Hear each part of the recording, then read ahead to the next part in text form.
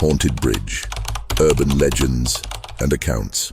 Sometimes when I think about it, I can still feel the cold air that surrounded me, the whispers of the wind cutting through the trees and the shadow lurking just beyond the light. This is one of those stories from my childhood that still gives me chills.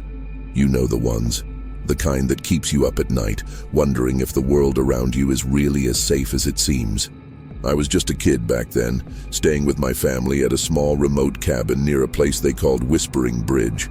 It was the fall of 1998, a weekend getaway we had hoped would be peaceful, but something about that bridge was off. I was a shy, awkward kid, always nervous about the dark, always afraid of the unknown. And that bridge, well, it turned out to be my worst fear come to life.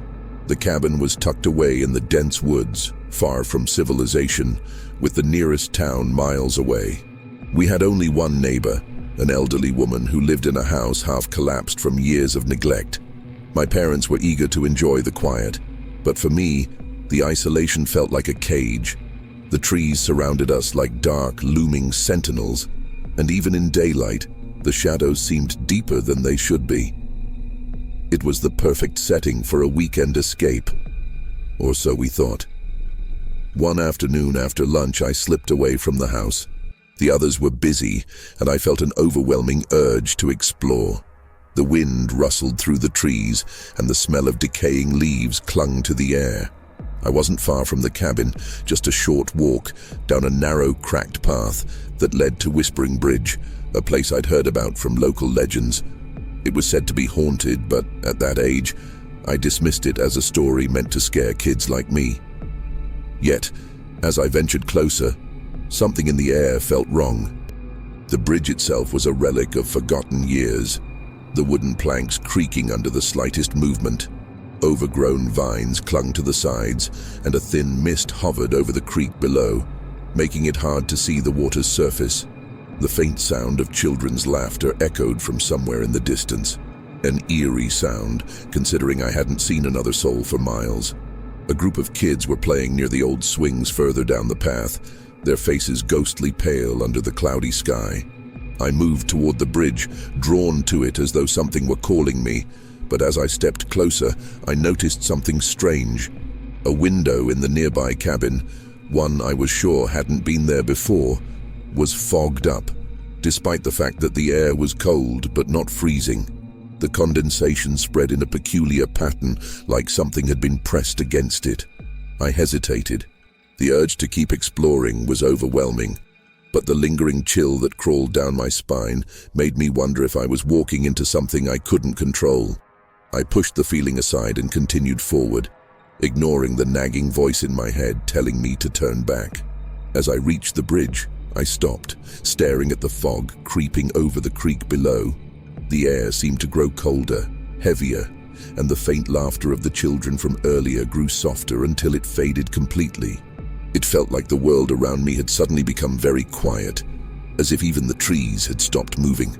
I turned toward the cabin across the creek, and that's when I saw it. At first I thought it was a decoration, a mannequin perhaps standing near the window, its silhouette pressed against the glass. The fog had made the outline blurry, and I could barely make out details.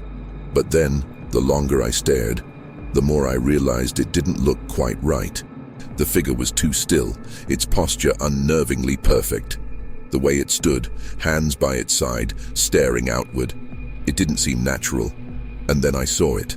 A faint outline of a smile, twisted at the corners, stretching too wide for comfort. I took a step back, my heart pounding in my chest. Could it be someone playing a prank? Maybe a neighbor, or one of the kids from earlier? But no one had been in the cabin when I passed by, and there had been no sign of anyone on the path. I forced myself to look away, convincing myself it was just my imagination. I turned toward the bridge, trying to focus on the rusted ironwork and the water below, but my eyes kept darting back to the window. The figure was still there, unmoving, but now I could swear the smile had stretched wider, impossibly so, as if it were aware of my gaze. I stepped closer, drawn by a mix of fear and curiosity. What was it? Was someone messing with me, or was I really looking at something that shouldn't be there? I couldn't look away anymore. My heart raced as I slowly moved closer to the window, my feet dragging as if the ground itself was trying to hold me back. Every step felt heavier, like the air around me thickened with each breath. But I had to know, had to see it for myself. My body was trembling with both fear and something else. Curiosity? Or was it something darker pulling me toward that window? As I neared the cabin, I could see it more clearly now. It wasn't a mannequin. No, it was something much worse. The figure behind the window wasn't still anymore. It had shifted slightly, its head tilting in a slow, unnatural motion as though it were studying me. The smile on its face, once barely noticeable, now stretched wide, too wide. It didn't belong to a human being. I could feel it in the pit of my stomach, an overwhelming sensation that this thing wasn't supposed to be here. It was something else. I froze. My breath caught in my throat. The figure's eyes, dark, hollow, locked with mine. For a moment I could swear I saw something move behind those eyes, something far deeper than a simple reflection. It felt like it was seeing me, not just through the window, but into me, like it knew my every thought, my every fear. A shiver ran down my spine and I took a step back. But then the smile, God, that smile began to change. The figure's lips twitched, and the grin grew wider, stretching further until it was grotesque, like a mask trying to tear itself apart. And that's when it happened. It moved. Not quickly, but slowly, like it was testing the air. It raised one hand, pressing it against the window just inches from where I stood, as if reaching out to touch me. My legs were frozen. I couldn't move, couldn't scream. I wanted to run, I wanted to leave this place, but the terror that gripped me held me in place. I felt the air grow colder still, my breath visible in the mist, but the figure, whoever or whatever it was still there, pressing against the glass, its smile never faltering. I couldn't pull my eyes away, I couldn't move. I knew that something was wrong, horribly wrong, and yet I couldn't stop myself from inching closer. I don't know how long I stood there, frozen, staring at the figure, but it felt like hours. My mind was racing, scrambling for any explanation, anything that could make sense of what I was seeing. But there was no explanation, only that grotesque smile, stretching wider with every passing second. Then, without warning, I heard it. A soft creak. The sound of the door behind me opening. I spun around, my heart leaping into my throat. There, in the doorway of the cabin, stood a man. At first, I thought it was one of the workers, maybe someone from the town. But no, his clothes were wrong. Old, out of place, as if he didn't belong there at all. A tattered brown coat, threadbare in places, and pants that looked like they'd seen years of wear. His face was pale, with dark, hollow eyes that seemed almost empty. My breath caught in my chest. The smile, it was the same. The man's lips stretched into that same unnerving grin, one that made my stomach churn. "Hello," he said, his voice low, gravelly, but there was something off about it. The way he said it wasn't a greeting. It was a command, a warning. I took a step back, my legs weak beneath me. Who are you?" I stammered, my voice barely a whisper. He didn't answer at first. He simply stepped forward, his eyes never leaving mine. The smile on his face widened even further, the edges of his mouth curling upward as if it were about to split his face in two. I could feel the hairs on the back of my neck standing on end.